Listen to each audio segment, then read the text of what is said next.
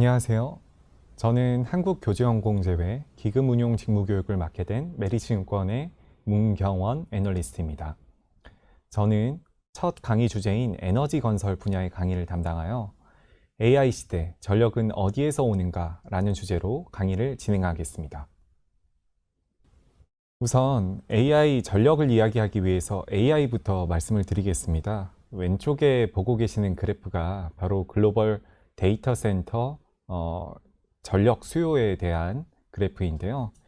우리가 수십 년 동안 인터넷을 발달시키면서 지금까지 설치되어 있는 데이터 센터가 약 80기가와트예요. 그런데 최근에는 연에 15에서 20기가와트 정도의 데이터 센터가 설치될 예정이니까 그 성장 속도가 얼마나 가파른지 체감하실 수 있을 겁니다. 앞으로는 소버린 AI와 같은 트렌드에 의해서 이 속도가 더 가팔라질 것으로 예상을 하고 있고요. 그런데 이 AI 데이터 센터가 전기를 정말 많이 쓰는 것도 문제이지만 전력을 정말 집중적으로 쓰는 것도 문제입니다. 특정 지역에, 특정 건물에 몰아서 전기를 소모로 하거든요. 예를 들면 미국의 노던 버지니아라는 지역에서 전 세계 데이터 센터의 15%의 전력을 소비할 정도이고요.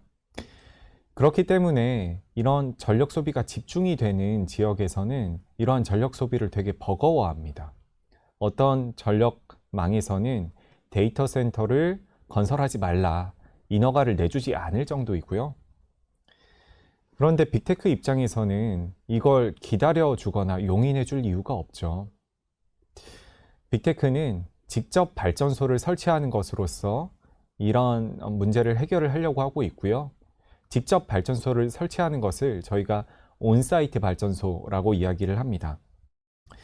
그런데 온사이트 발전소에는 어떤 발전원이 가장 적합할까요?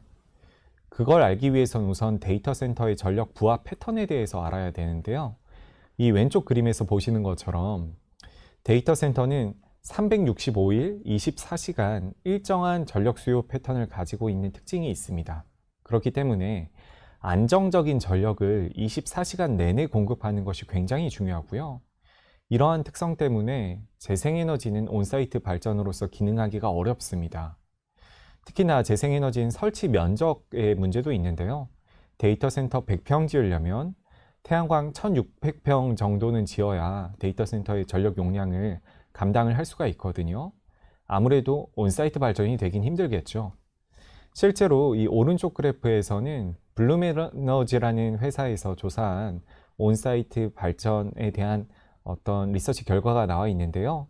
대부분이 가스 터빈이나 가스 연료전지처럼 가스 기반의 발전소인 것을 보실 수가 있습니다.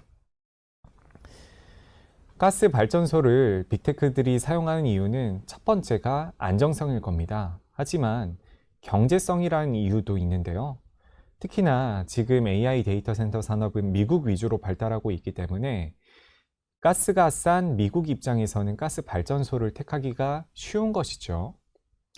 특히나 앞으로는 데이터 센터를 어떤 회사들이 짓기 시작하냐면 쉐브론이나 엑소모빌 같은 빅 오일 회사들이 짓기 시작합니다. 그리고 중동 국가들, 사우디나 UAE 같은 국가들도 구프 펀드를 활용해서 데이터 센터를 짓고 있고요. 이들은 데이터 센터를 다음에 성장 동력으로 보고 있는 것도 있지만 여기에 가스를 공급하면서 매출을 창출하기 위해서 데이터 센터를 짓는 것도 있기 때문에 더더욱이나 가스를 데이터 센터의 발전원으로 활용할 수밖에 없는 것이죠. 왼쪽 그래프는 미국에서의 가스터빈 설치량 전망치를 보여주고 있는데요. 원래 미국에서 8에서 9기가와트 내외였던 가스터빈 설치량이 2030년에는 20기가와트까지 확대될 것으로 전망이 되고 있습니다. 왜냐하면 데이터 센터 때문이죠. 특히 미국에서 이렇게 관찰이 되는 가스터빈 수요 급증은 리드타임 증가로 연결이 되고 있습니다. 오른쪽에 업계 사람들이 이야기하고 있는 상황들을 보면 가스터빈을 받기 위해서는 적어도 2030년까지는 기다려야 받을 수 있다. 지금 주문해도. 이런 이야기를 공통적으로 말하고 있는 것 같고요. 이게 가리키는 것은 바로 가스 터빈, 가스 발전기의 쇼티지 현상이겠죠. 최근에 GE 버노바라는 업체의 주가를 보신 분이라면 아주 가파른 주가 상승세를 보셨을 수 있을 것 같은데요. 이런 주가 상승세로 인해서 GE 버노바라는 회사의 PER은 60배, 70배까지 증가한 상황입니다. 하지만 저는 단기적인 실적이 아니라 앞으로 3년 후, 4년 후의 이익률을 감안을 한다면 아직 이런 가스터빈 회사들의 상승 여력이 남아있다라고 생각을 하고 있는데요. 그래프에서 보시는 것처럼 현재 GE 버노바의 가스터빈 사업부 영업이익률은 15% 내외이지만 28년, 2029년까지 간다면 20% 이상으로 성장할 것으로 예상이 되고 있고요. 저희가 한국으로 따지면 변압기 업체에서 관찰을 했듯이 막상 이 가스터빈의 어떤 숫자가 찍히기 시작할 때 지금 수주가 막 들어오고 있거든요. 쇼티지가 막 일어나고 있고, 그리고 이게 숫자가 찍히기 시작하는, 이익률이 찍히기 시작하는 시점은 26년 하반기 정도 될 텐데, 그때 우리가 관찰할 수 있는 실제 영업이익률은 지금 컨센서스 상이 잡혀 있는 이익률보다 훨씬 더 클 수 있다라고 보고 있습니다. 이러한 가스터빈의 쇼티지 현상이 발생하고 있는 주요 원인은 수요 증가이지만 사실 공급 측면에서도 문제가 있습니다. 글로벌리 총 3개 업체만 그동안 공급을 하고 있었는데요. 바로 GE 버노바, 지멘스 에너지, 미쓰비시 중공업이 그 3개 회사입니다. 이 3개 회사가 과점하고 있기 때문에 쇼티지 현상이 벌어질 수밖에 없는 건데 이 구도에 도전장을 내민 회사가 있습니다. 바로 우리나라의 두산 에너빌리티고요. 두산 에너빌리티가 사실 수출 시장은 아직 도전하기엔 시기상조라는 평가가 많았지만 최근에 글로벌 가스터빈 쇼티지 현상에 힘입어서 생각보다 이르게 올해부터도 미국 데이터 센터향 수출에 도전을 하고 있고요. 조만간 좋은 소식이 들려올 것으로 저는 생각을 하고 있습니다. 두산 에너빌리티를 일반적으로는 원전, SMR 회사로 생각을 많이들 하고 계신데요. 저는 가스터빈 쪽에서의 업사이드도 굉장히 풍부한 회사라고 보고 있습니다. 이 외에 제가 가스터빈만 설명을 드렸지만 가스 연료 전진이나 가스 엔진 밸류체인도 저희가 앞으로 주목을 해야 될 것 같습니다. 가스터빈은 가장 현실적인 대책인데요. 그럼에도 불구하고 가장 최종적인 대책이라고 말씀드리기는 어렵습니다. 왜냐하면 첫 번째로 탄소 배출이 있습니다. 그리고 또 두 번째로는 가스 연료에 대한 의존도를 들 수가 있겠는데요. 가스 배관이 있어야 되고요. 그리고 가스를 수입을 해와야 돼요. 그런데 만약에 러우 전쟁처럼 가스 원자재 시장을 뒤흔드는 이벤트가 또 하나 생긴다면 가스 발전의 경제성은 갑자기 변동성이 커질 수밖에 없겠죠. 그런 측면에서 SMR과 원전이 최종적인 대책에 가깝다라고 말씀드릴 수가 있을 것 같아요. 탄소 배출도 없고요. 우라늄을 한번 넣으면 대형 원전은 약 2년, SMR은 10년 이상 가동할 수 있기 때문에 원자재 시황에 대한 안정성도 굉장히 높습니다. 이런 점을 반영을 해서 마이크로소프트와 같은 빅테크 회사들도 최근에 원전 자산에 대한 투자를 늘리고 있는데요. 예를 들면 이미 지어진 원자력 발전소와 PPA 계약이라고 해서 1:1 전력 공급 계약을 맺고 있는데 이때 일반적인 시중에서 유통되는 전력 가격 대비해서 50% 정도의 프리미엄을 부여를 하고 있어요. 이거를 저는 좀 멋있게 표현을 해서 전력의 탈커머디티화 이렇게 부르고 있는데요. 원래는 저희가 전력 1kWh를 구매를 할 때 태양광이든 원전이든 석탄에서 왔든 그 전력에 구별을 두지 않고 똑같은 가격을 지불해 왔지만 지금은 만약에 원자력 그리고 SMR과 같은 안정적이고 그리고 친환경적이고 지금 당장 이용 가능한 곳에서 오는 전력이라면 빅테크들이 충분히 일반 전기 가격보다 프리미엄을 주고 그 전기를 구매를 하는 그런 시장이 된 것이죠.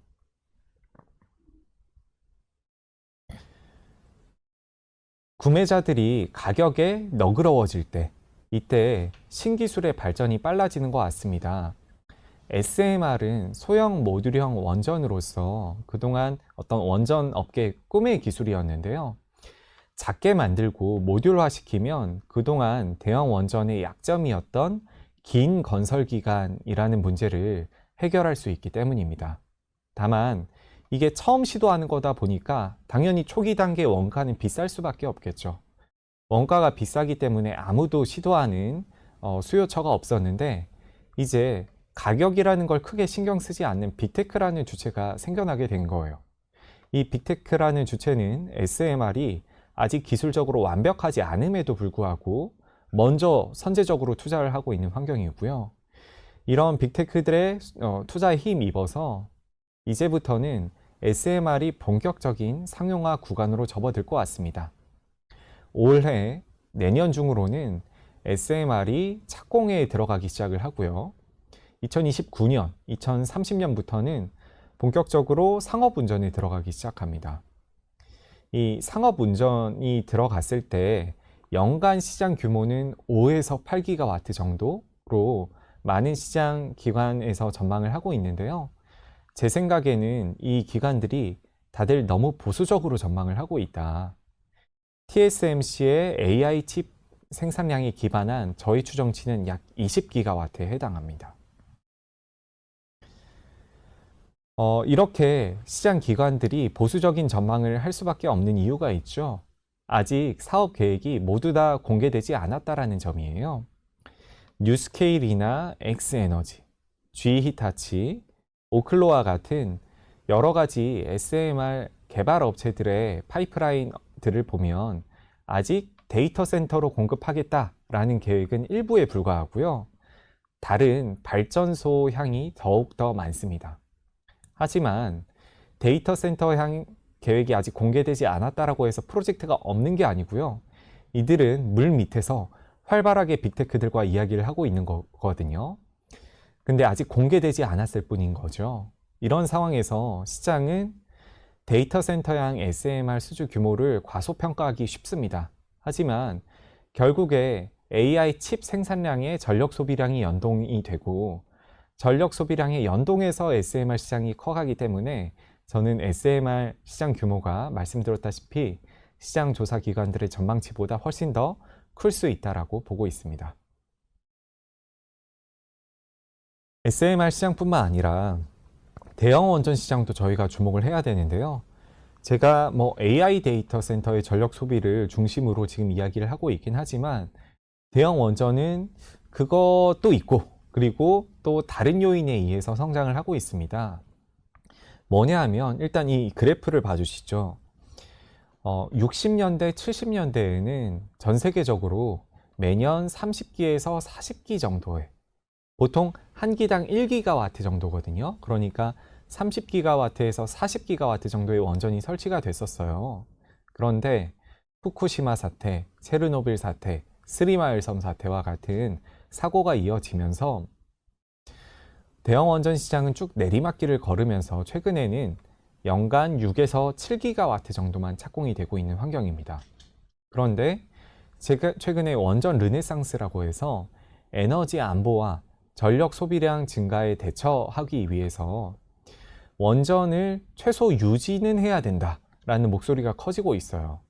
그런데 문제는 뭐냐면 60년대, 70년대에 지었었던 원자력 발전소가 앞으로 한 10년 있으면 폐쇄될 것 같다라는 거죠. 이거를 다시 메꾸려면, 그리고 전력 소비량 증분에 대처를 하려면 앞으로 제 생각에는 15년 동안은 매년 30기, 40기씩 지어야 되는, 옛날처럼 매년 30기가와트씩, 40기가와트씩 지어야 되는 그런 상황으로 진입을 하게 될 것 같고요.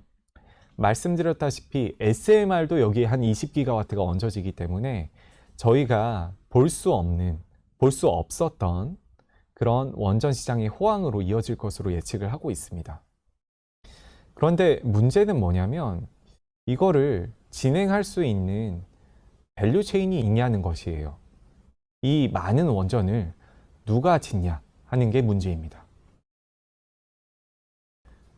대형 원전을 누가 지을까? 사실 여러 가지 주체가 있을 수 있겠지만 그 중에서도 가장 중요한 밸류체인으로 꼽히는 것이 바로 대형 단조 부품을 중심으로 한 기자재 제작 회사입니다.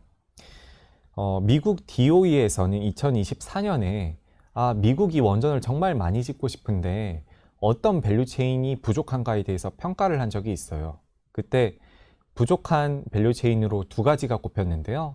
첫 번째로는 채굴, 그리고 두 번째로는 대형 단조 밸류체인입니다. 단조라고 하면 여러 가지 철강 제품을 망치로 두드려서 가공하는 작업인데요. 이 대형 원천은 망치 정도가 아니라 몇만 톤짜리 프레스를 가지고 이걸 가공을 해야 되는데 전 세계적으로 그런 밸류체인이 몇 없대요. 이걸 할 수 있는 회사가, 이걸 활용해서 원전 기자재를 제작할 수 있는 회사가 6개 정도밖에 안 되는데 그 중 하나가 우리나라의 두산에너빌리티고요. 두산에너빌리티는 이러한 본인들의 제조 장점을 기반으로 해서 대형 원전 쪽으로도 잘 대응을 하고 있지만 SMR 쪽에서는 더 대응을 잘하고 있습니다. SMR 쪽에서 더 빛이 나는 이유는 SMR 개발 업체는 굉장히 많은 반면에 두산에너빌리티와 같은 기자재 제작 회사는 적기 때문입니다.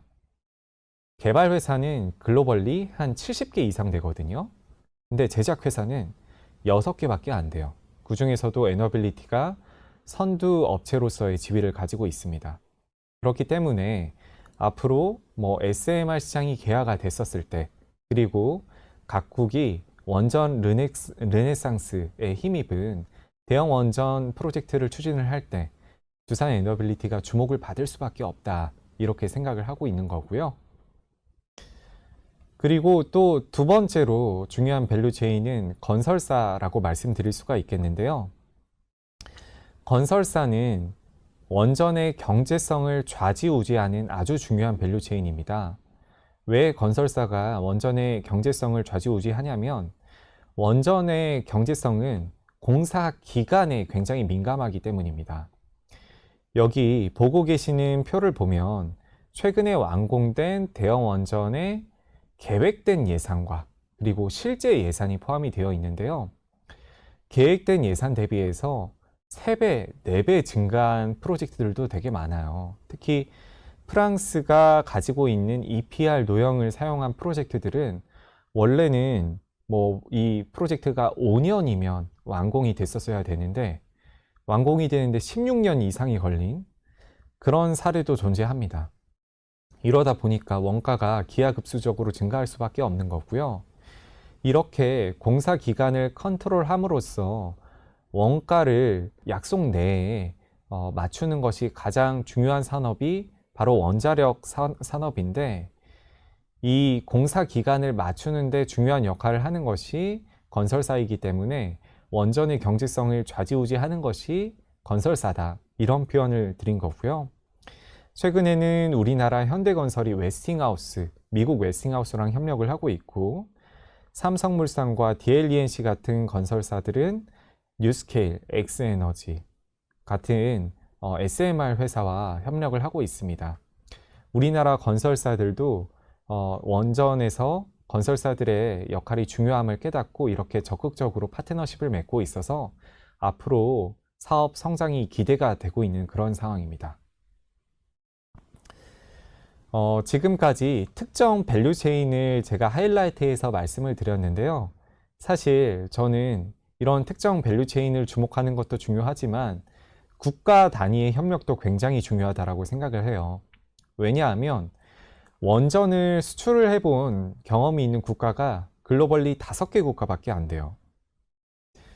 중국, 러시아, 프랑스, 미국, 한국, 이렇게 5개 국가인데요.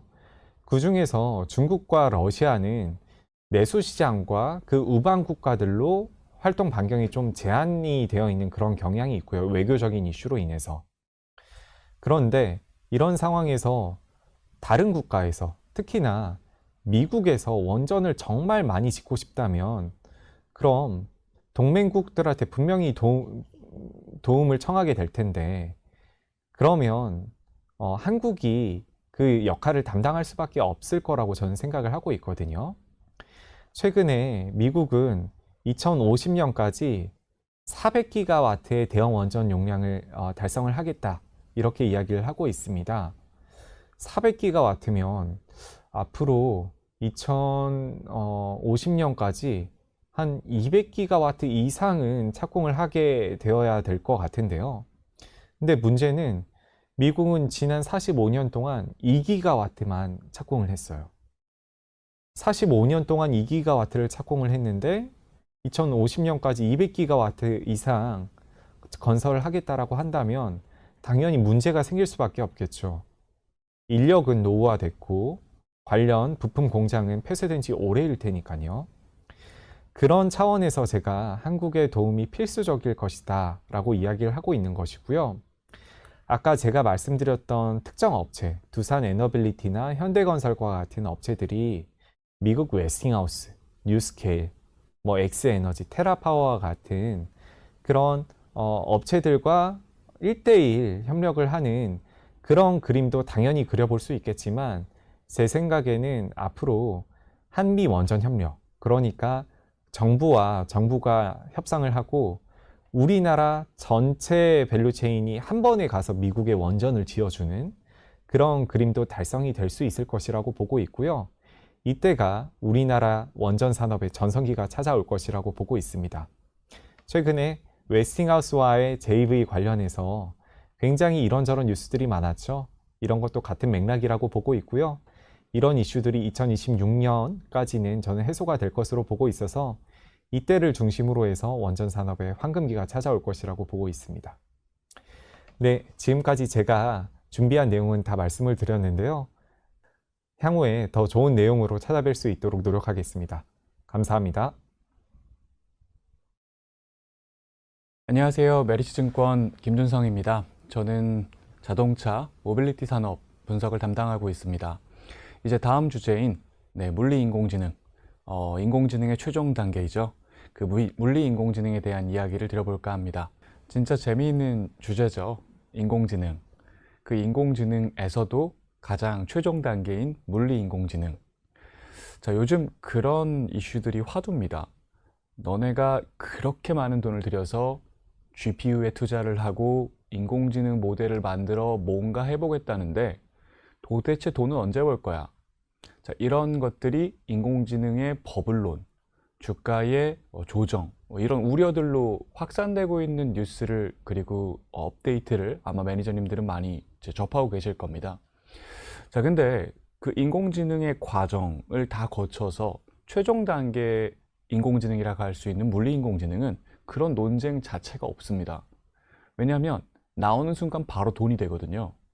물리인공지능은 여러분들 그리고 우리 모두가 하루 종일 행하고 있는 어떤 물리적인 노동들을 하나하나 제거 대체하는 기능을 갖춘 로봇 형태의 제품을 의미합니다. 오늘 저는 이 발표 자료를 통해서 이 물리인공지능 시장이라는 것이 내년에 개시되는데 정말로 돈을 버는 비즈니스 모델이 시작이 되는데 어떠한 과정을 거쳐서 여기까지 왔고 그리고 그것이 어떤 노동을 통해서 개화가 되고 그 노동이 개화된 이후에는 어떤 시장들이 확산될 것인지 3단계로 이야기를 드려보도록 하겠습니다. 자, 먼저 어떤 과정을 통해서 여기까지 왔는지 이야기입니다. 자, 가장 가까운 나라이자 가장 거대한 자동차 시장을 갖고 있는 곳이죠. 중국 이야기로 현상을 한번 짚어보겠습니다. 자, 우리는 지난 몇 년간 전기 자동차라는 단어를 참 많이 들어왔습니다. 우리한테 익숙했던 내연기관 자동차가 저물고 전기 자동차가 뜬다. 그 주인공이 중국이다. 이런 이야기를 들어오셨었던 거죠. 자, 그 이면에 대한 이야기를 드려보도록 하겠습니다. 왼쪽 그림입니다. 줄이 3개 있죠. 미국, 유럽, 중국. 자, 이 전 세계 3대 자동차 시장에서 전기 자동차가 얼마에 팔려왔는지를 연도별로 10년치를 보여드리고 있습니다.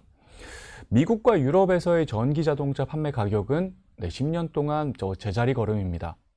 하지만 중국에서의 전기 자동차 가격은 2015년 차트 시작 전부터 꾸준히 내려와서 2020년에는 2015년 대비 반의 반값이 됩니다. 자, 그 결과 2020년을 넘어서부터는 중국 시장에서 소비자의 인식이 이렇게 됩니다. 전기 자동차는 내연기관보다 저렴하고 안전하고 편리한 자동차. 자, 일단 가격이 저렴해졌고요. 그리고 LFP 배터리를 쓰기 때문에 꼬챙이로 찔러도 터지지가 않죠. 안전합니다. 그리고 정부의 적극적인 인프라 구축으로 충전도 정말 편리하죠.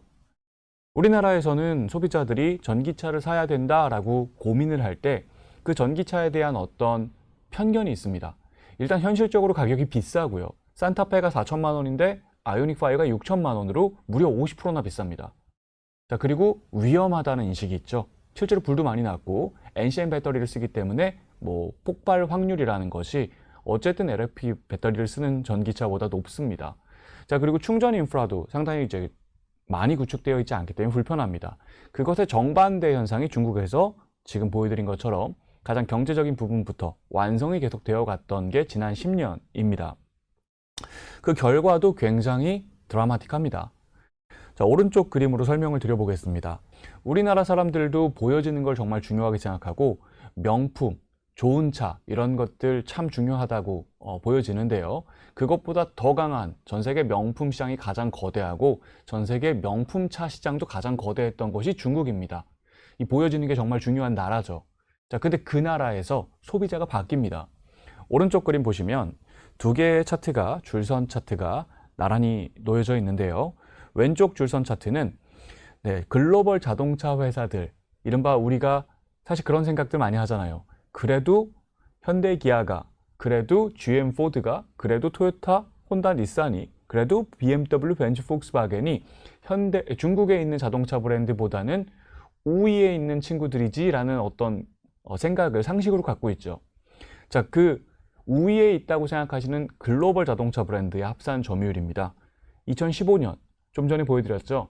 중국에서 전기 자동차의 가격이 쭉 내려오기 시작한 그 시작점부터 글로벌 자동차의 중국 시장 점유율도 와르르 무너져 내립니다. 전 세계 자동차 시장에서 가장 큰 시장입니다. 우리나라가 한 해에 한 100만 대 넘게 자동차가 팔리는 시장이라고 한다면 중국은 3천만 대가 넘는 전 세계 최대 시장이죠. 여기서 글로벌 자동차의 브랜드 점유율이 3분의 2에서 10년 동안 3분의 1로 반토막이 납니다. 그리고 오른쪽에 있는 그 자리를 메꾼 것이 중국 로컬 업체입니다. 보여지는 것이 중요한 그들에게, 그래서 전체 소비자의 3분의 2가 수입차를 사던 그들이 완전히 바뀌어버린 거죠.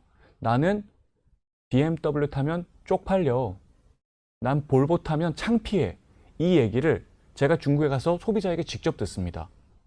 그래서 제가 갔던 딜러샵들의 글로벌 자동차 브랜드의 샵들이 다 망해서 없어지고 있는 것도 확인을 했습니다. 자, 정말 무서운 건 이 그림입니다. 중국 친구들이 중국에서만 잘한다라는 또 어떤 편견이 우리 투자자들에게 굉장히 많이 있습니다만, 자, 보시면 이 막대 차트가 중국 자동차의 해외 수출량입니다. 2020년 이전까지는 이제 그냥 평범하게 누워있죠. 그러다가 2021년을 넘어가면서부터 급등하는 모습입니다. 2020년 80만 대를 다른 나라로 수출했던 중국 차의 합산 수출량은 2024년 641만 대로 8배 증가했고요. 올해 상반기에 370만 대를 팔아 YOY 23% 증가가 됐으니 이것을 연환산해 보면 거의 800만 대에 육박합니다. 5년 만에 80만 대에서 800만 대로 중국 차의 수출이 급증했고요. 그리고 이 800만 대의 숫자의 의미를 담아보자면, 자, 이게 전 세계 자동차 시장이 연간 8, 9천만 대가 팔리거든요. 그 중에 3천만 대인 중국 시장을 빼면 5, 6천만 대가 팔립니다. 거기에 800만 대가 쏟아져 나오고 있다라고 우리가 지금 현상을 바라보고 있는 겁니다. 자, 지금 이 점유율 차트를 보겠습니다. 위에 있는 한국, 미국, 일본, 인도에서는 자, 보시는 것처럼 중국차 점유율이 그닥 올라가지도 않고 높지도 않습니다. 이 4개 나라가 버티는 시장들이죠. 더불어 이 국가들은 중국 자동차의 최대 강점, 싸고 좋아요 할 때 그 싸다라는 것을 막기 위해 관세, 비관세 장벽을 덮어 씌웁니다. 자, 하지만 그런 것들이 없는 나라에서의 점유율을 보시면 아랫줄부터 보겠습니다. 자, 왼쪽 중국, 그리고 러시아, 터키, 브라질, 멕시코, 동유럽, 서유럽, 북유럽, 동남아, 중동, 아프리카, 호주 전 세계를 쓸어가고 있다는 느낌을 받습니다. 자, 이 중국 자동차의 수출 증가의 원인이 당연하게도 전기차 시장의 부상을 이들이 이끌었고 그들이 만든 전기 자동차라는 것이 우리나 다른 기존의 자동차 회사들이 만들었던 내연기관보다 싸고 안전하고 편리하기 때문에 이런 현상들이 발현되어 왔다는 거죠. 자, 그 중국이 이제 다음 단계로 넘어갑니다. 자, 이런 현상들을 설명드렸으니 큰일 났어요가 아니라 그런 중국이, 이런 엄청난 기염을 토했던 중국이 완전히 다른 단계로 넘어가고 있고 이것이 정말 치명적 위협으로 우리한테 다가올 겁니다. 그 키워드가 스마트카입니다. 자, 우리 한국에 계신 소비자들에게 스마트폰은 익숙해도 스마트카는 어쩌면 어색한 단어일 겁니다. 없으니까요, 시장에.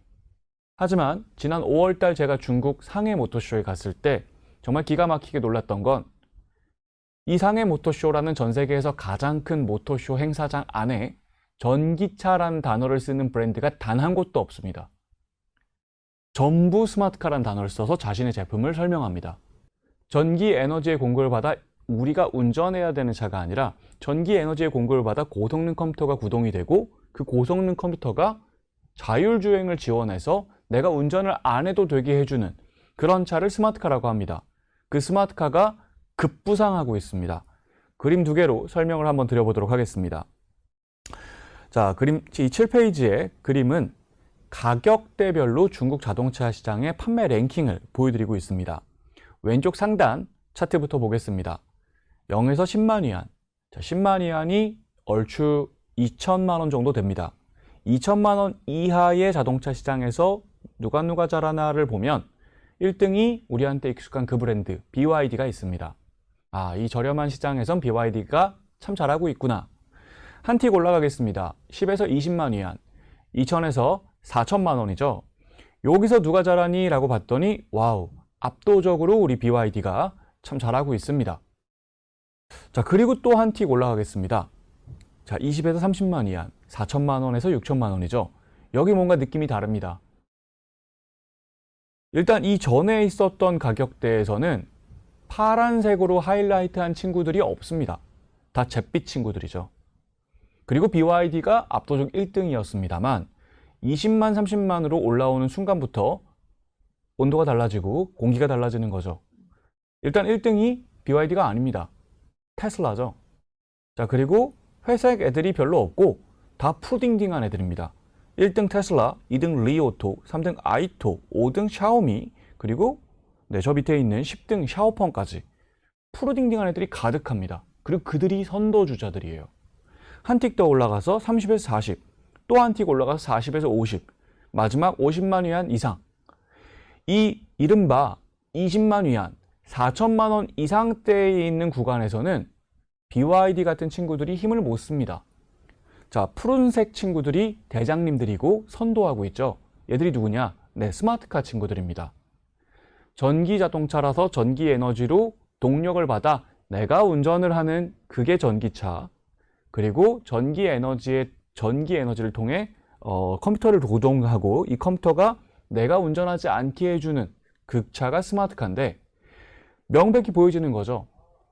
소비자는 이 중국이라는 제일 거대한 자동차 시장의 소비자는 같은 가격이면 이미 다 스마트카를 사고 있는 겁니다.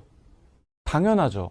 내가 4천만 원을 내든 6천만 원을 내든 돈을 내고 차를 사는데 같은 가격에 이 차는 내가 운전을 해야 되고 이 차는 내가 운전을 하지 않아도 되는 차. 훨씬 더 편의성을 제공하는 이 차를 경제적으로 구매할 수 있기 때문에 이런 현상이 보여지는 겁니다. 자, 그럼 여기서 의문이 하나 듭니다. 왜 20만 위안 이하에는 파란색 친구들, 스마트카가 없을까? 그 또한 상식적입니다. 자율주행 소프트웨어가 돌아가려면 당연하게도 고성능 컴퓨터가 필요합니다. 제가 지금 사용하고 있는 삼성전자의 스마트폰 안에도 컴퓨터가 있어서 제 앱들을 돌려주죠. 제가 쓰고 있는 그 갤럭시 폰 안에 있는 컴퓨터가 1초에 2에서 3조 번 계산을 해주는 컴퓨터입니다. 2에서 3조 번 계산을 해주는 그 컴퓨터 덕분에 제가 카카오톡도 쓰고 인스타도 쓰고 이런저런 앱들을 쓰는 거죠. 자, 스마트카에 들어가는 컴퓨터는 슈퍼컴퓨터입니다. 2에서 3조 번 연산하는 스마트폰용 컴퓨터와 비교가 안 될 정도의 스펙이 들어갑니다. 1초에 500에서 1000조 번 연산하는 컴퓨터가 들어가야 그 어마어마한 자율주행 소프트웨어, 그 거대한 소프트웨어를 돌릴 수 있습니다. 자, 그럼 어떨까요? 컴퓨터 값이 굉장히 비쌉니다. 보통 우리가 내연기관에서 엔진 값이 한 200~300만 원 정도 했거든요. 차값의 한 10분의 1 정도 했습니다. 이 컴퓨터 가격이 거의 1000만 원입니다. 자, 그 컴퓨터 값을 감당하고 4천만 원, 20만 이하로 차를 낼 수 있는 스마트카 브랜드는 없었던 거죠. 컴퓨터 값이 추가되니 비싼 차종으로 분류가 돼 있었던 겁니다. 그래서 여기서 말씀드릴 수 있는 건 누군가 우리한테 이렇게 이야기합니다. BYD 판매가 어땠는데 테슬라 판매는 어땠어? BYD 판매가 어땠는데 샤오미 판매는 어땠어? 자, 이러면 틀린 겁니다.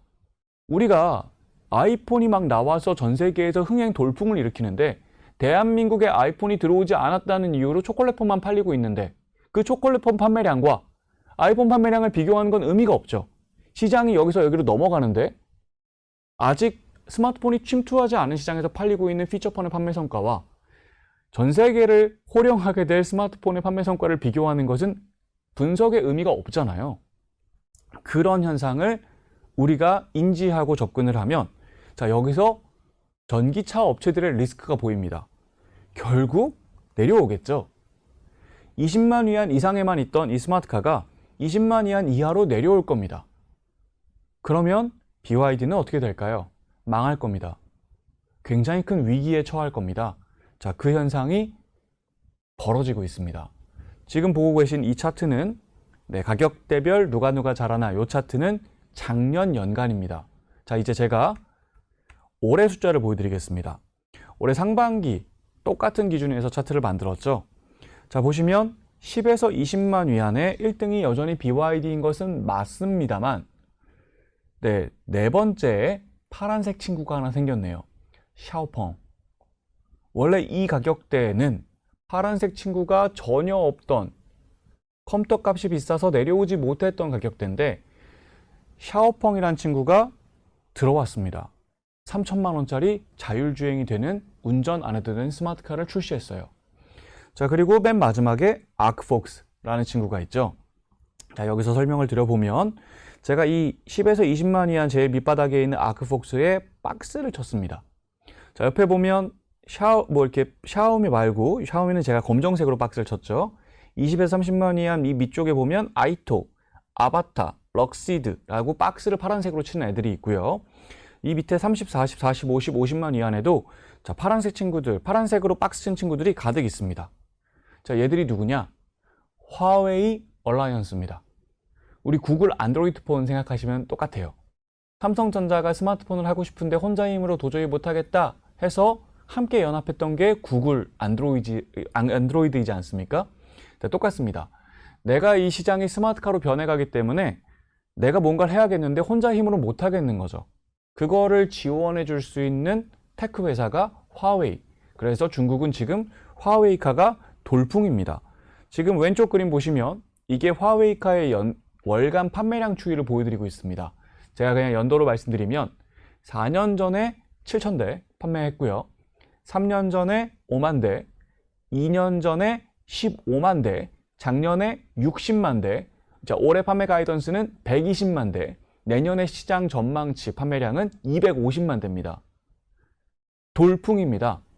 우리가 예전에 소니, 그리고 LG전자, 삼성전자, 자, 기타 등등의 가전회사들이 스마트폰 시장 대응하려고 구글 안드로이드 폰을 만들었던 것처럼 지금 12개 회사가 화웨이카를 만들고 있고 그 판매가 급등하고 있는 자, 이 친구가 이제 화웨이 얼라이언스고요. 보시는 것처럼 10에서 20만 위안대로 얘도 들어왔습니다. 자, 그리고 제가 요 그림을 보여드리면 20에서 30만 위안의 대장님이 테슬라죠. 그리고 2등에 샤오미가 있습니다. 자, 샤오미는 중국의 테슬라입니다. 화웨이카 얼라이언스에 조인하지 않고 자기가 직접 스마트카를 모든 밸류체인을 구축해서 나아가는 친구죠. 이 친구 판매량도 한번 볼까요? 자, 왼쪽 그림입니다. 작년 4월부터 샤오미가 차를 판매하기 시작했어요. 자, 이 차가 미쳤습니다. 자, 여러분, 차의 기본적인 성능, 구동력이죠. 여러분들이 BMW 5 시리즈를 사시건, 벤츠 E클래스를 사시건, 소나타를 사시건, 제로백, 0에서 100km 속도까지 올라가는데 걸리는 시간이 보통 8초 내외입니다. 이 차가 3초대입니다. 정말 어마어마한 힘을 갖고 있는 차인데 심지어 운전 안 해도 되는 스마트카예요. 가격이 얼마인 줄 아십니까? 네, 4천만 원대입니다. 4천, 7,800만 원 정도. 자, 주문을 지금 넣으면 받는데 1년 반 걸립니다. 판매량이 미쳐 올라가죠. 날아갑니다. 자, 그래서 어떤 일이 벌어졌냐면 샤오미가 작년 4월에 자동차 판매를 막 시작할 때 이때 시총이 현대차만 했어요. 전 세계 3등 스마트폰 판매 제조 회사로서 시총 40조, 50조 정도를 구가하고 있었던 거죠. 자, 오른쪽 그림 보시면 이제 시총이 300조입니다. 스마트카 시작하고 난리가 난 거죠. 왜? 전 세계 모든 소비자는 당연하게도 내가 운전해야 되는 수동차가 아니라 내가 운전하지 않고 잠잘 수 있고 술 마실 수 있고 편하게 갈 수 있는 자동차, 이 진정한 의미의 자동차, 수동차가 아닌 자동차를 선택할 걸 너무나 명약관으로 상식적으로 알 수 있기 때문에 기업 가치가 이렇게 올라간 겁니다. 자, 그리고 지금 이제 현상적 측면에서 우리가 검토해야 될 중요한 지표 10에서 20만 이하의 이제 샤오펑이라는 친구의 얘기를 좀 드려볼까 하는데요. 자, 이 친구가 작년까지는 10에서 20만 이하 가격대에 없다가 이제 들어와서 4등 했다라고 좀 전에 보여드린 거잖아요. 자, 왼쪽 그림 보시면 샤오펑의 월간 판매량 추이입니다. 자, 딱 작년 8월에 3천만 원짜리 자율주행 자동차 스마트카를 출시하고 판매가 4배, 5배씩 늘죠. 이 친구도 마찬가지입니다. 소비자가 이거 사고 싶죠. 지금 주문 넣으시면 네, 마찬가지로 1년에서 1년 반 정도 기다리셔야 됩니다. 자, 근데 제가 주목하는 건 오른쪽 차트입니다.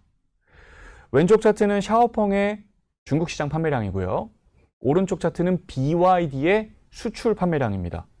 중국 자동차 수출이 계속 늘었지만 그 가운데서 BYD는 수출을 별로 안 했어요. 왜냐하면 내수 시장만으로도 엄청난 수요가 있었으니까. BYD는 2에서 4천만 원대에서 저렴한, 내연기관보다 저렴한 전기차를 잘 팔아 그 시장에서의 성장을 누리며 수출에는 그렇게 관심이 없었던 거죠. 근데 수출이 급증하죠. 뭘까요? 자, 여러분이 소비자입니다. 나는 구매력이 2에서 4천만 원짜리, 3천만 원 정도 되는 차를 살 수 있는 사람이야. 근데 내 친구들, 좀 더 구매력이 높은 친구들은 다 스마트카를 사고 있는데 나는 그 구매력이 없으니 BYD를 샀어. 살려고 했어. 근데 그 가격대에 스마트카가 나왔어요. 자, 그러면 기다려야 돼도 이거 삽니다. BYD 판매가 안 되기 시작하죠. 올해 상반기에 화두 BYD 재고가 급증한다. 재고가 급증하면 어떻게 해야 되죠? 돌려야 됩니다. 어디로? 팔릴 수 있는 밖으로. 자, 우리나라에도 올해 들어왔죠. 도망가는 겁니다. 전 세계 최대 시장에서 이 어마어마한 현상이 이미 현실로 맞닥뜨리고 있는 겁니다. 우리나라에도 곧 시작이 되겠죠. 자, 그럼 저는 여기서 이야기를 드리겠습니다. 얘들 지금 뭐 하는 거야? 애플처럼 스마트폰도 팔고 아이클라우드, iOS 앱 스토어로 소프트웨어도 팔고 양빵으로 먹으려나 보다가 아닙니다. 이동 데이터를 모으기 위해서 이러고 있는 겁니다. 자, 무슨 얘기인지 쉽게 설명드리겠습니다. 자, 불과 1년 만이에요. 제 느낌엔 작년 요맘때는 제 주변에 챗GPT, 그록, 제미나이, 퍼플렉시티, 자, 이른바 LLM, 라지 랭귀지 모델을 쓰시는 분이 별로 없었어요. 자, 이제 전 국민이 쓰죠. 자, 어마어마한 변화가 기술적으로도 왔지만 그 사용의 확산의 속도도 참 어마어마했습니다. 그 LLM을 한번 생각해 보면 그게 뭐예요? 대형 언어 모델이죠. 자, 언어 모델, 걔가 뭐 해줘요? 저랑 대화도 하고요. 그리고 제가 내 얼굴 지브리 스타일로 그려줘. 그럼 그림도 그려주죠. 동영상도 만들어주죠. 그리고 저랑 말로 대화도 가능하죠. 이미지, 텍스트, 비디오, 오디오, 요거를 우리가 언어라고 합니다. 그리고 그걸로 만들어진 파일들을 언어 데이터라고 하죠. LLM은 어떻게 만들어졌나요? 엔비디아 투자자들 투자 많이 하셨으니까 아시죠? 엔비디아 같은 회사의 컴퓨터를 사다가 거기에 언어 데이터를 가득가득 쑤셔 넣어 훈련을 시키면 언어 모델이 만들어졌다. 이게 아주 간단하게 설명한 언어 모델의 발전 논리죠. 언어 데이터를 모아 훈련을 시켰더니 언어 모델이 만들어졌다라는 겁니다. 자, 그러면 물리인공지능 이야기를 드리는 거잖아요. 자, 물리인공지능. 뭐죠, 이게? 우리의 물리력을 대체 수행할 수 있는 것을 의미합니다. 우리의 물리력을 행사하는 것. 제가 아까 말씀드렸듯 여러분 오늘 아침에 눈을 떠서 침대에서 일어나고 눈동자를 뜨고 세수를 하고 머리를 만지고 아침을 먹고 옷을 입고 문을 열고 엘리베이터 타고 내려와서 지하철 타고 버스 타고 기차 타고 올라와서 또 회사 출근해서 문 열고 들어와서 카드 찍고 들어오고 이 하나하나가 전부 다 노동이잖아요. 자, 그 모든 노동들이 대체하는 범주의 단어가 물리인공지능인데, 자, 여러분, 기초노동이 있습니다. 기초노동. 그게 뭘까요? 여러분들이 하루 종일 그 끝없는 노동을 이어가기 위한 근간이 되는 노동이 있습니다. 바로 이동입니다. 여러분이 이동 능력이 없으면 오늘 하루 동안 수행하셨던 그 모든 노동들을 수행할 수가 없었어요. 그래서 이동 능력부터 만들어야 물리인공지능 시장이 열립니다. 그 이동 능력을 만들려면 어떻게 해야 될까요? LLM이 언어 데이터를 모아서 훈련을 시켰더니 만들어진 것처럼 이동 데이터를 모아서 훈련을 시켜야 이동 능력이 만들어집니다. 라지 액션 모델의 한 종류인 이동 모델이 만들어지는 거죠. 그 이동 데이터를 스마트카가 모으는 겁니다. 왜? 나 대신 운전하잖아요.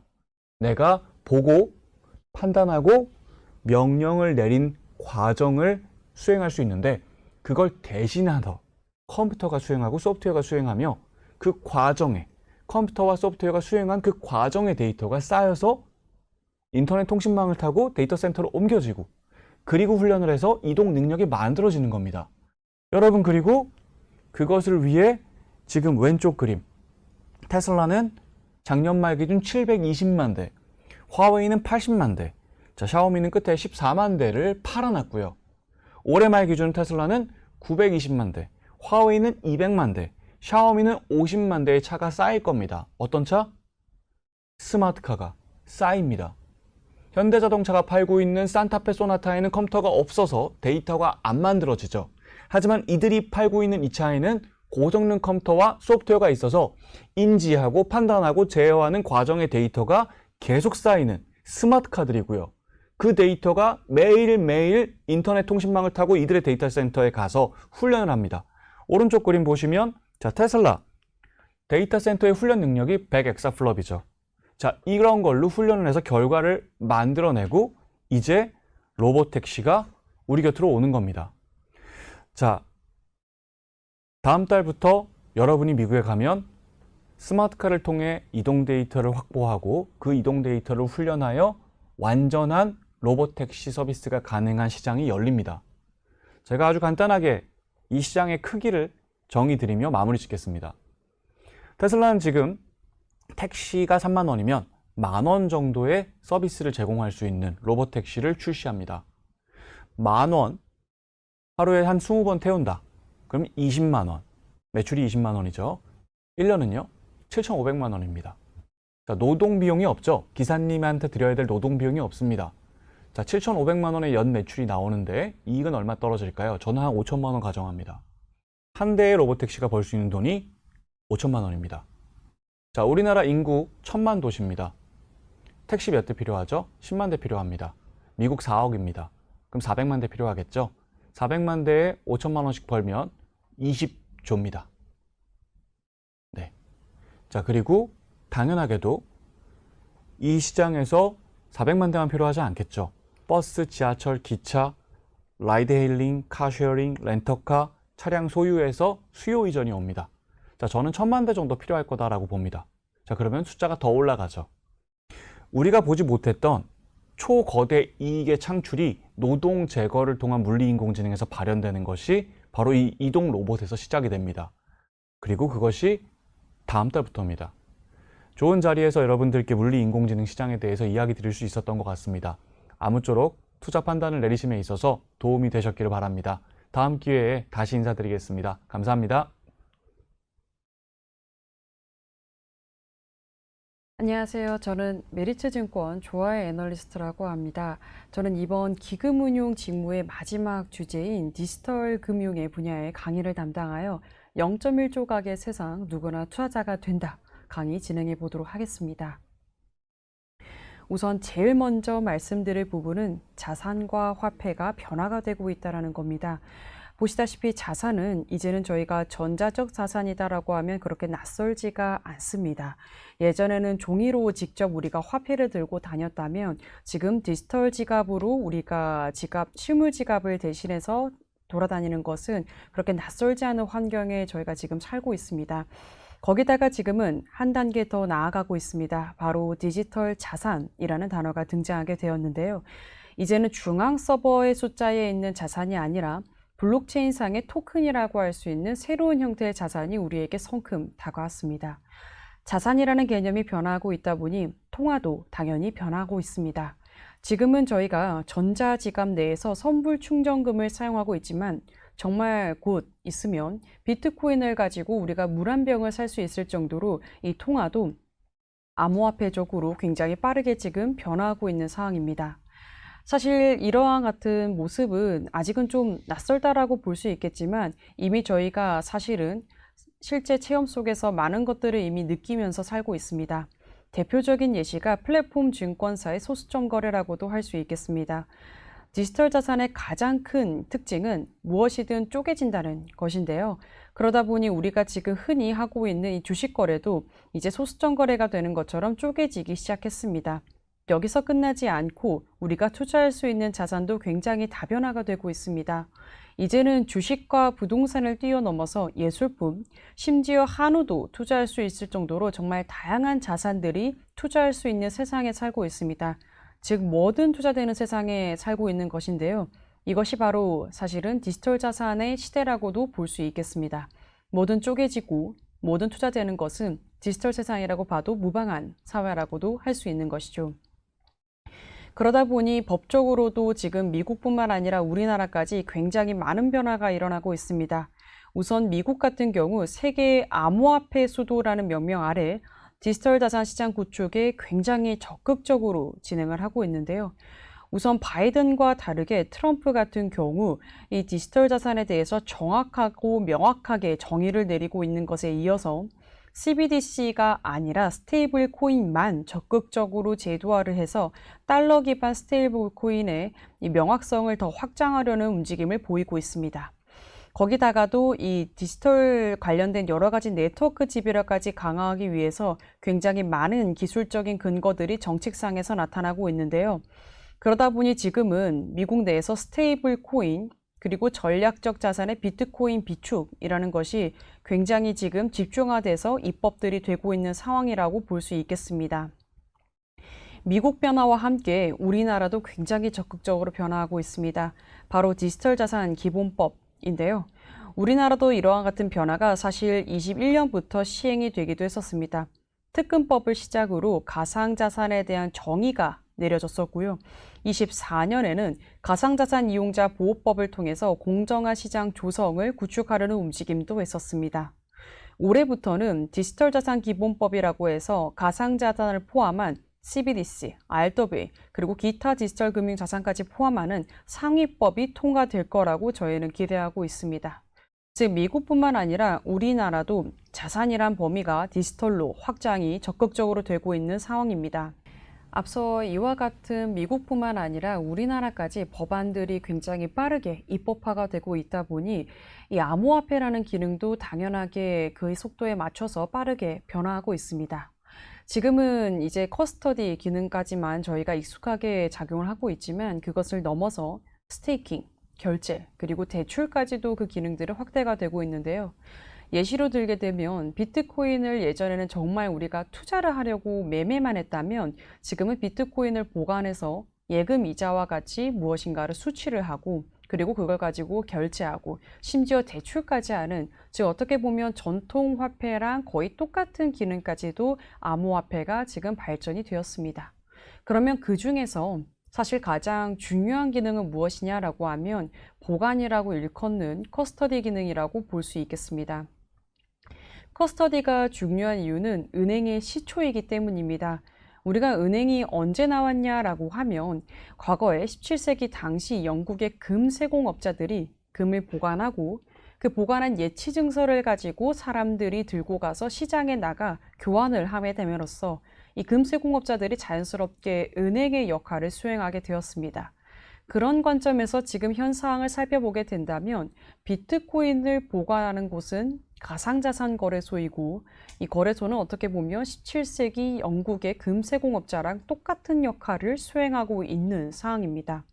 즉 가상자산 거래소는 보관이라는 기능을 통해서 디지털 금융 자산 내에서 은행의 기능을 수행하고 있다라고 봐도 무방할 상황이라고 볼 수 있겠죠. 그러다 보니까 이 거래소들이 당연히 보관을 하기 때문에 여러 가지 기능들을 제공하고 있습니다. 우리가 은행 예금을 넣게 되는 이유는 이자를 수취할 수 있기 때문이기도 한데요. 그거랑 똑같은 기능을 지금 암호화폐 거래소들은 제공하고 있습니다. 바로 스테이킹 기능인데요. 화면상 왼쪽에 있는 것처럼 코인베이스 그리고 우리나라의 업비트 모두 그냥 단순하게 가상자산을 보관하게 되면 거기서 나오는 보상률에 따라서 어떻게 보면 은행의 예금이자와 비슷한 형태로 이 해당 이자를 제공을 하고 있게 되고 있습니다. 거래소들 같은 경우 이 보상에서 발생하는 수수료를 일부 가져감으로써 새로운 수익원으로 작용되기도 하고 소비자들 입장에서는 여기서 나오는 수수료를 가지고 예금 이자처럼 수취하게 되다 보니 둘 다 모두가 윈윈하는 형태로 작용이 되고 있는데요.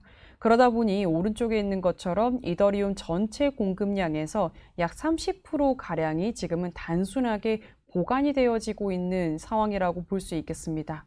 즉 옛날이었으면 비트코인, 이더리움 그냥 매매하고 저희가 매도하고 팔고 그런 흐름이 익숙했다면 지금은 예금과 마찬가지로 이 거래소 내에서 보관을 하는 형태로 지금은 진입하고 있는 것입니다. 여기서 끝나지 않고 이제 결제까지도 기능들이 확대가 되고 있습니다. 현재 암호화폐 사용자 수는 저희가 알고 있는 이 아멕스라던가 페이팔의 사용자 수보다 더 많을 정도로 정말 많은 이들이 사용하고 있는데요.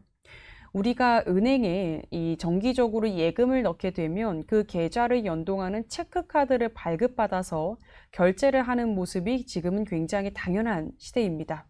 그거랑 마찬가지로 암호화폐 거래소 내에서 제가 이 암호화폐를 저장하게 되면 그 연동된 카드를 발급받아서 결제하고 싶은 니즈가 당연히 생기게 되기 마련인데요.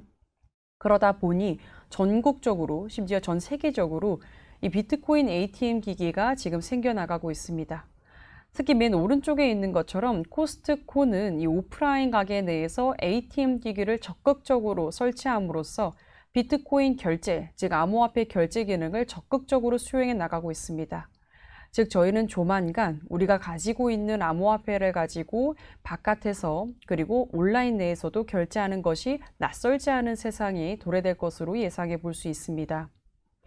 여기서 더 나아가서 이제는 대출까지도 그 기능이 확장이 되고 있습니다. 대표적인 주체는 메이커어디에요인데요. 이들 같은 경우 오른쪽에 작동 원리를 보시면 아시겠지만 제가 이더리움을 맡기면 이거를 가지고 지금 현재 은행의 LTV와 비슷한 개념으로 80% 정도를 대출을 해줘서 이걸 가지고 저희는 새로운 암호화폐를 산다거나 아니면 소비를 한다거나 유동화를 일으킬 수 있는 기능까지도 확장이 되었습니다. 즉 암호화폐는 어떻게 보면 지금 전통화폐가 하는 모든 기능을 수행하고 있는 상황입니다.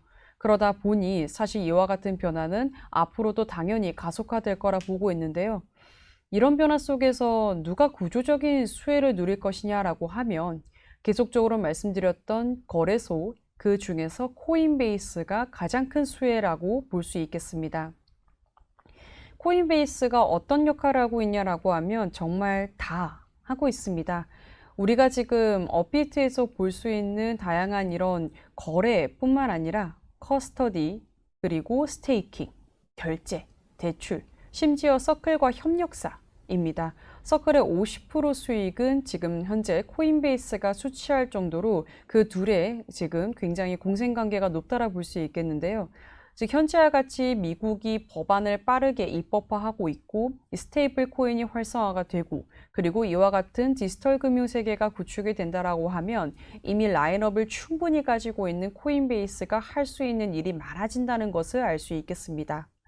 코인베이스가 다른 거래소 대비해서 가장 큰 장점은 바로 안정성이겠습니다.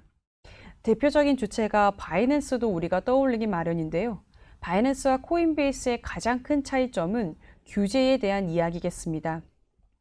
우선 코인베이스는 오른쪽 그림에 있는 것처럼 제도권 금융기관의 협력이 굉장히 공고하게 이루어지고 있습니다.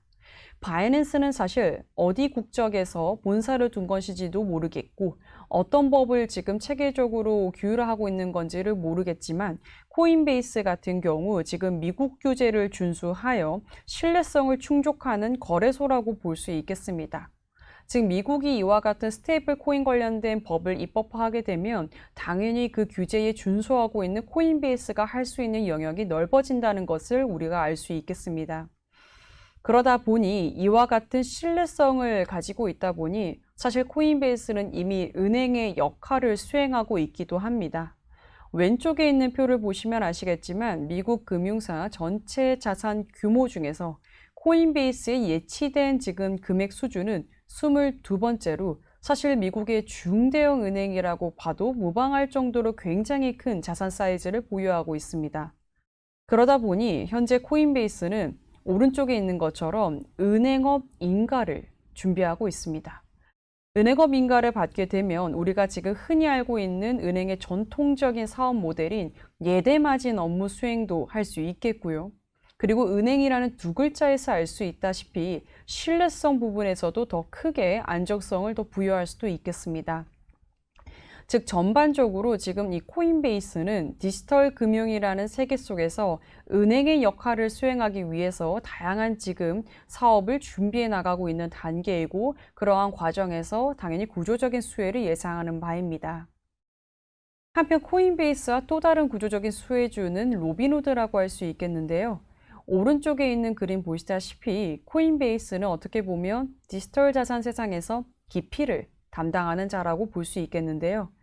그런데 지금 전통 자산에서 이 디지털 자산으로 넘어오는 브릿지 역할을 하는 주체는 로빈후드라는 이 증권사가 해당 역할을 진행하고 있습니다. 로빈후드는 주식뿐만 아니라 암호화폐 등 굉장히 다양한 거래를 지원하고 있는데 그러한 과정에서 사람들을 디지털 금융 세상으로 지금 이끌어 나가고 있습니다. 로빈후드 역할을 말씀드리기에 앞서서 미국 주식 문화가 변화하고 있다는 것이 전제적으로 필요할 것 같은데요.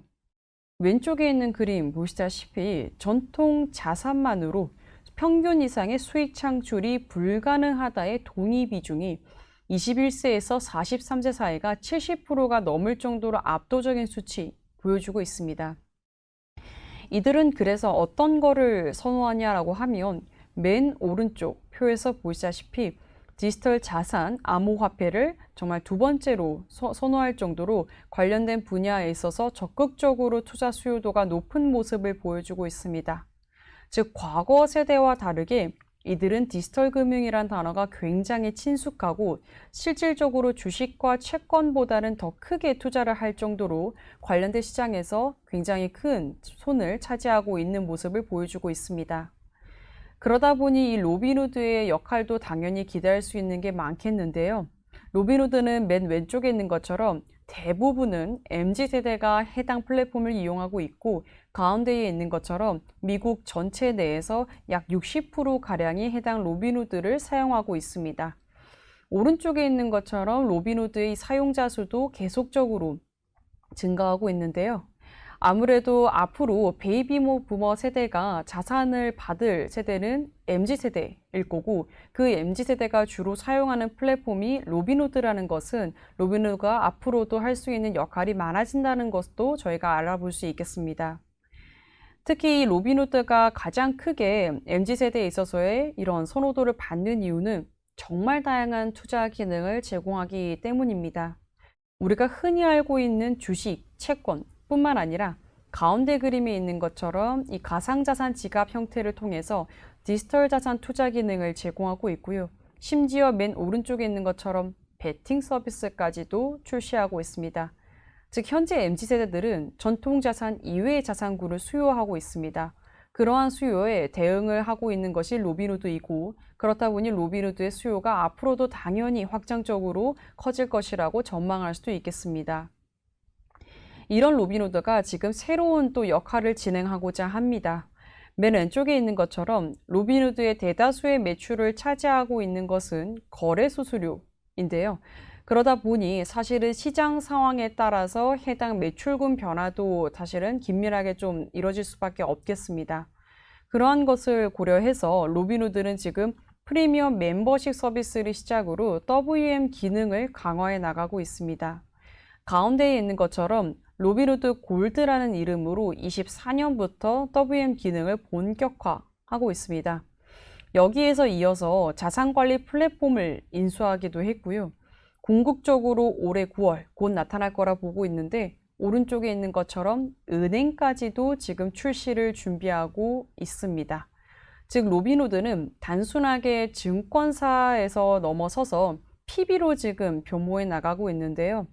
시장에 있어서 아무래도 변동성을 지금 완화하기 위해서 WM이라는 새로운 수익원을 강화해 나가고 있는 국면이라고 볼 수 있겠습니다. 앞서서 이 MZ세대들은 베이비 부머 세대로부터 막대한 부를 불려받는다고 말씀을 드린 바가 있는데요. 로빈후드가 이런 식으로 은행 기능을 제공하게 되면 당연히 그들의 부를 관리할 수 있는 기능이 생긴다는 것을 의미할 수 있겠고요. 그렇게 보면 로빈후드는 MZ세대에 있어서 정말 PB라는 그 기능이 더 강조가 되는 그런 역할을 수행할 수도 있겠습니다. 즉 이런 식으로 로빈후드는 새로운 안정적인 수익원인 WM 수수료를 통해서 더 한 단계 발전해 나가려고 하고 있습니다.